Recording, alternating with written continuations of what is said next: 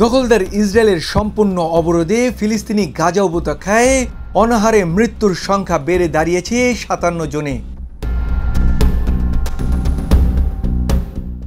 কাতার ভিত্তিক সংবাদ মাধ্যম আল জাজিরা জানিয়েছেন, খাদ্য, পানি ও ঔষধবাহী সহায়তা ট্রাকগুলো সীমান্তে আটকে আছে।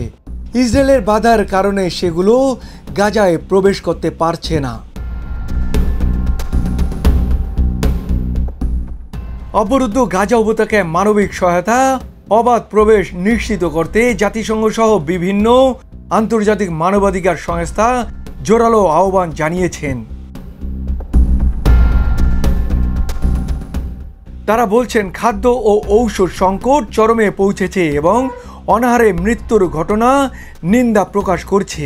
এদিকে ফিলিস্তিনের চিকিৎসা ও বেসামরিক প্রতিরক্ষা সূত্র জানিয়েছেন, শনিবার ফিলিস্তিনে অবরুদ্ধ গাজা ভূখণ্ডে ইসরায়েলি হামলায় একদিনে কমপক্ষে আরও ৩৯ ফিলিস্তিনি নিহত হয়েছেন। আহত হয়েছেন আরও অনেকে।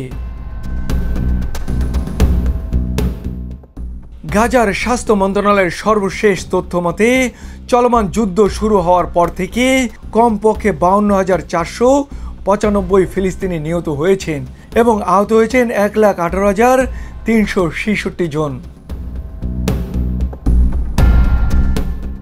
তবে গাজা গভর্নমেন্ট মিডিয়া বলছেন, বহু মানুষ ধ্বংসস্তূপের নিচে চাপা পড়ে আছে এবং তাদের মৃত্যু ঘোষণা করা হয়েছে, ফলে মোট মৃত্যুর সংখ্যা ৬১,৭০০ ছাড়িয়েছে। মোয়াজ্জেম হোসেন, চলমান বিশ্ব।